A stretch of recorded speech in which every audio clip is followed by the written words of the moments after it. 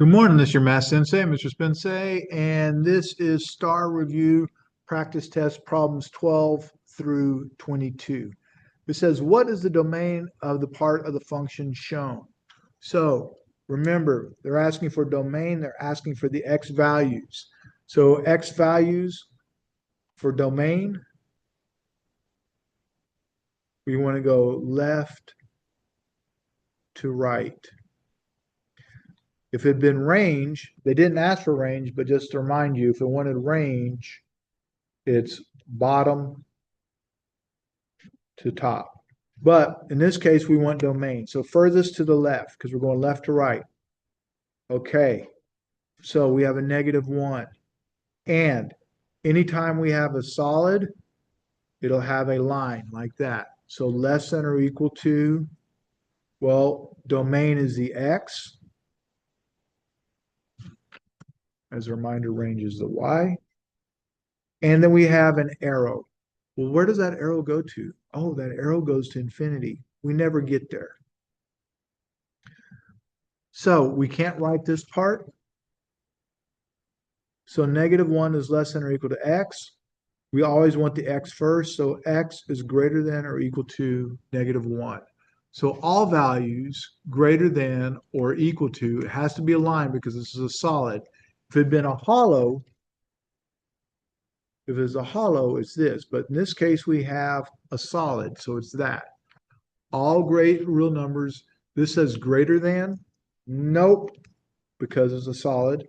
Greater than or equal to, oh, that's good. Greater than or equal to, yes. Okay, and it's not that at all. So it has to be between these two, greater than or equal to -1 and less than or equal to 5. Nope, we don't have that. It goes to infinity. So our best answer choice for number 12 is A. All real numbers greater than or equal to -1, because that's what that says. X is greater than -1. Any number greater than -1 is our answer. Number 13. Which function best represents the relationship shown on the graph? Well, these are in y equals mx plus b format, where b is my starting point, or where it crosses the y-axis. Well, it crosses right there, so b equals 2. So I know it's got to be 2, so this is a +2. That gets rid of these answer choices right there.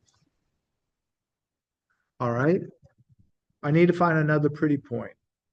And it's like, okay. Oh, and by the way, this is a positive graph, so my slope has to be positive. But if I go up 1, so remember, slope is y over x. So I went up 1 in the y direction, and I went over 1, 2.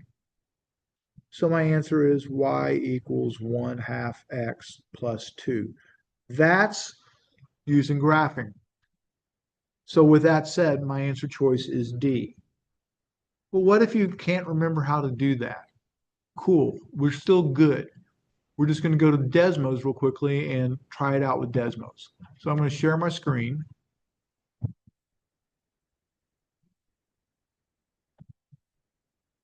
And I have y equals 2x minus 4. And I'm like, no, I need to be crossing up here at +2. And it doesn't cross at +2, so that's not it. Can't be A. So then I try the next one. The next one was y equals 2x plus 2.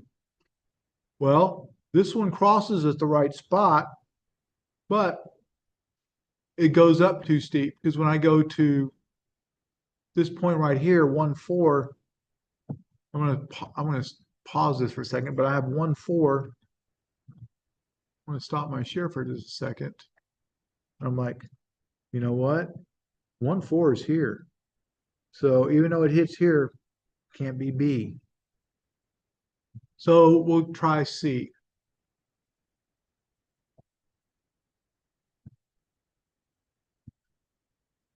And C is y equals 1/2 x minus 4.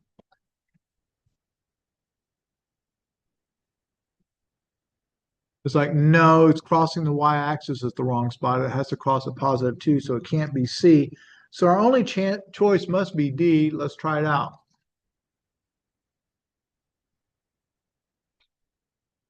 Plus 2. And it's like, hey, you know what? It crosses 0, 2. And when I get to, I'm having trouble getting it to pop up, but that's about where it's supposed to be. It's supposed to be at 2, 3.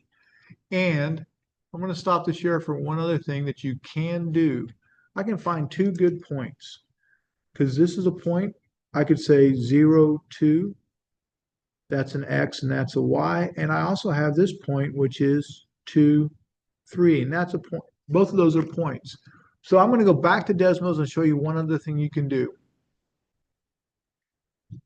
So I'm going to go back to Desmos. There we go.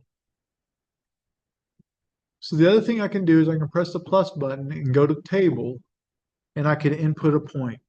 0, 2, and then I can put in 2, 3, and I can put any 2 points where it crosses perfectly. Press the domino, make sure it says linear, and I have y equals 0.5x plus 2. So let's take that 0.5. Well, first off, that's my equation, but we probably don't like that 0.5. And I just copied it in, and I can turn it to a fraction, and I get y equals 1/2 x plus 2. Okay, so that takes care of number 13.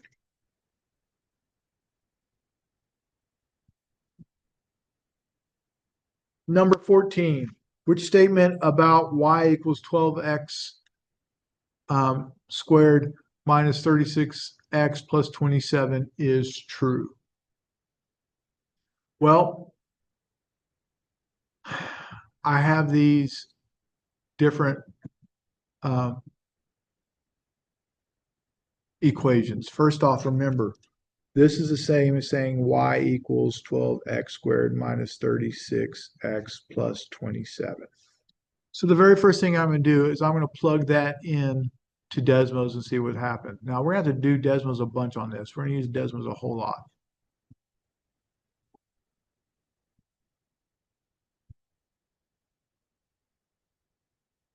So y equals squared minus 36x plus 27. Okay. So when I do this, I get 1.5.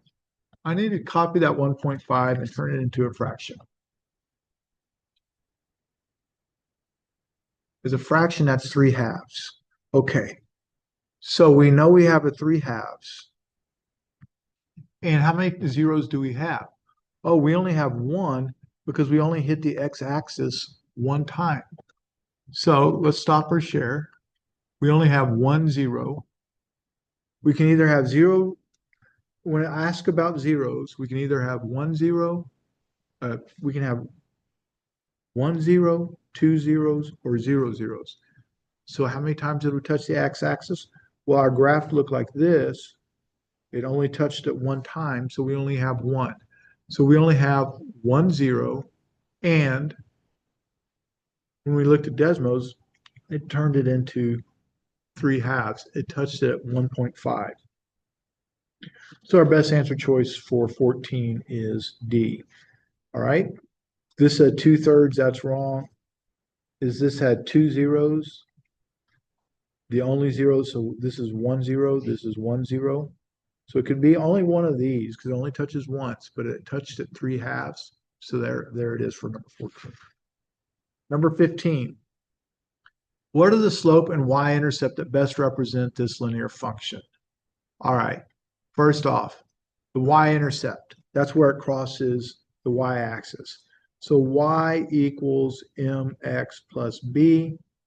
B equals -4. That's my y-intercept. So my y-intercept is -4. And so we'll just go here and mark A. My slope, I need to find another point. Well, I can use any one I want to, and I'll just choose this one, and I'll start from here. And remember, slope is, m is our slope, and it's y over the x. So I went up 1, up 1, up 2, and I went over 1. So 2 over 1, which reduces to 2. Also, please remember, if it's going up, I know the slope is positive. So that gets rid of all of these for the slope. So the only one it could be is 2, which is letter E. Now, if you can't remember that, you have to remember the y equals mx plus b, and I can choose 2 points. Any 2 points that crosses perfectly. So in this case, I'm going to choose this one, which is x, y, x is 2, y is 0, and I'll choose this one, x is 3, and y is 2. And we can go to Desmos, and it'll give us our equation. All right, so here we go.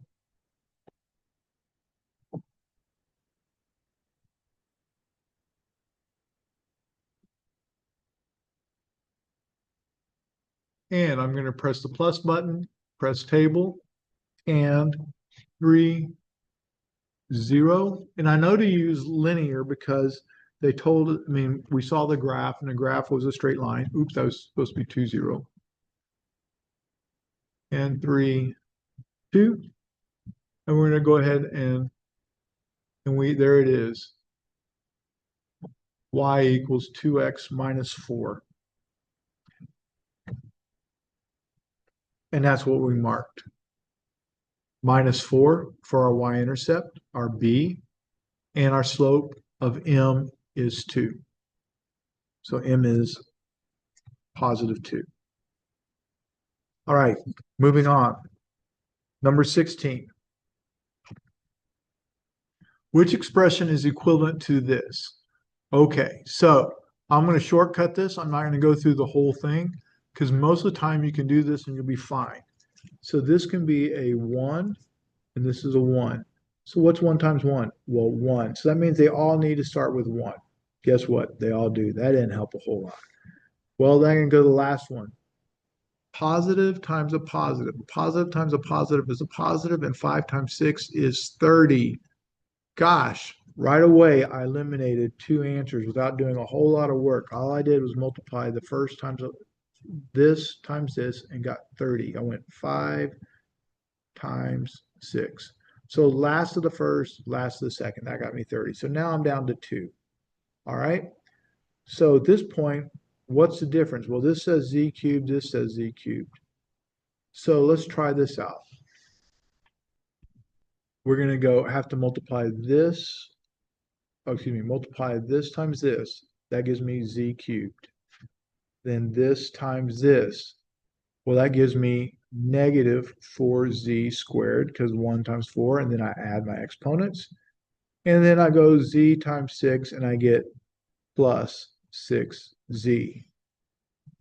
Then I'm going to go 5 times z, and I get positive 5z squared. And multiply this, and I get negative 20z, and I get positive 30. So this combines, and this gives me z cubed plus z squared minus 14z plus 30.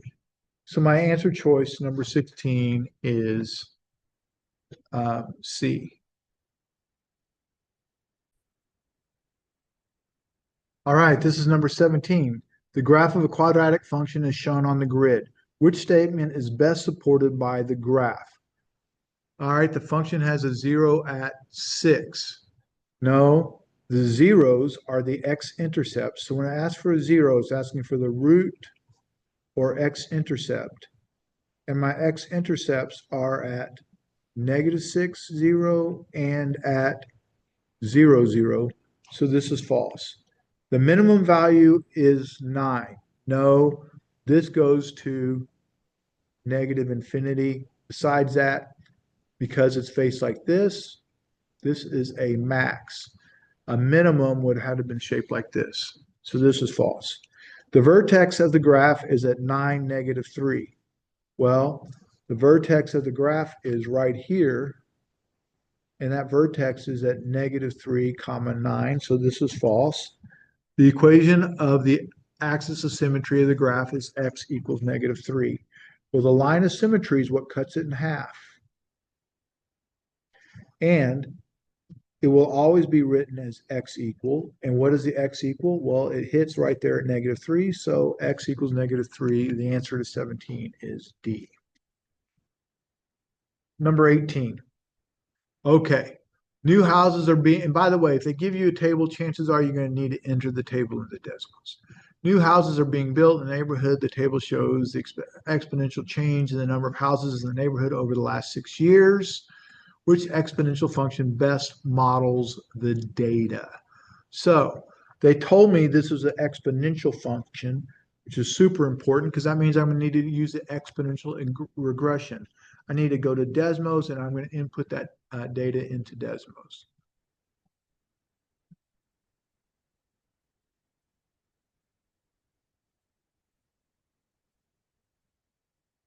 All right, so I hit the plus button. I'm going to press table and I'm going to go ahead and enter that data. 1, enter, 2, enter, 3, enter, 4, enter, 5, enter, 6, enter. And by the way, unless it's linear, you need to input the entire table, and I highly recommend you do it anyway. 35, 45, 68, 93, and 124. Okay. Once we have that, we're going to go ahead and hit the domino button, and we get this awful equation. 27, 35, 45, 68, 93. Oh, but this says linear, and that's a problem. Remember, the problem said exponential, so I need to hit exponential. And there's our graph. And we end up with 18.94 and 1.36. I'm going to hit this little button right there so we can see it nicely. So y equals 18.94 and 1.367 to the x. That's what it gave us. So we're going to stop our share. I've written it down. And when I look at my answers, well, this is 1.4. And by the way, don't forget, f of x is the same as saying y, but this is 1.4. That's wrong. This is 27. That's wrong. This is close, not exact. This one is way wrong. So the only answer choice it could be is C. Best answer choice is C. Use Desmos for exponentials. Okay. What is the solution to this? So they're asking us to solve this problem. Well, this is one that I can plug directly into Desmos. The only thing is I'm going to need to rewrite this as 10 minus 3 parentheses n minus 5 squiggle 2 parentheses 5 minus n. So let's try that out. And once again, we're going to move over to Desmos.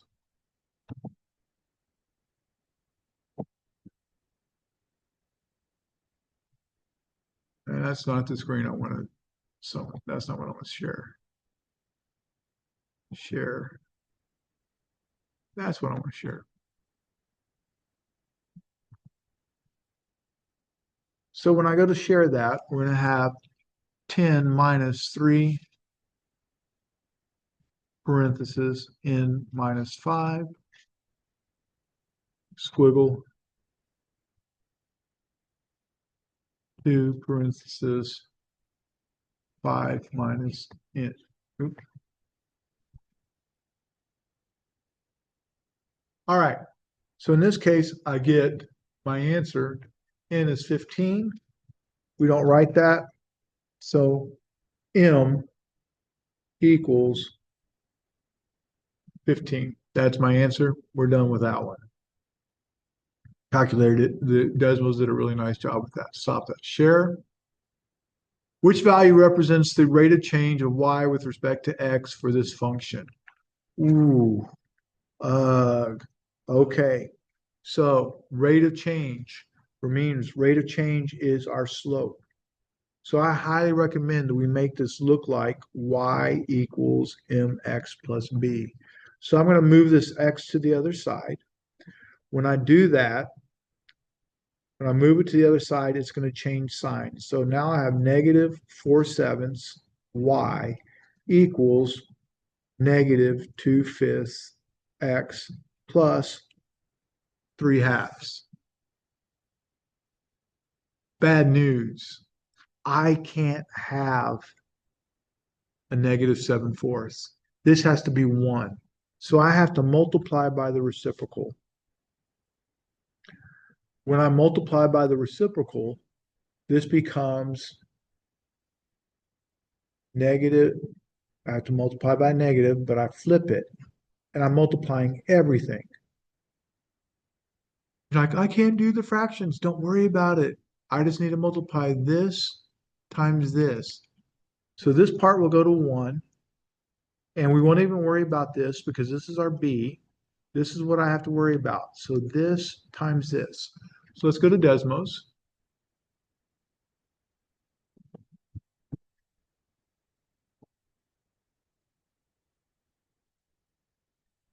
And we have parenthesis negative 7 divided by 4. Close those parentheses. And then we have another parenthesis, negative 2 divided by 5. Close those parentheses, and we get 0.7. I need to hit this button, and it'll turn it into a fraction. And I end up getting 7/10. So if I did everything right, 7/10 was one of our answer choices, so that should be D. I'm going to pause this for just a moment. Okay, I'm going to tell you this is one of the more difficult problems, and if it's one that you struggle with, don't worry so much about it. It's not as important because you're going to get over half your answers if you can do the rest, okay? So, number 21, a system of linear equations is shown. What is the value of x, the solution of this system? Well, if you do, the easiest way to approach this is via matrix, and you need an x column, a y column, and the number column. This will be the equal sign. They all have to line up. Well, this x has a 1, so this is 1, this is negative 3, and this is 7. This is 1, this is negative 2, and this is 2. And we're going to solve this by matrices. Now, the STAAR test will have one of these calculators on it. So I'm going to go ahead and show you on mine. So second matrix, edit.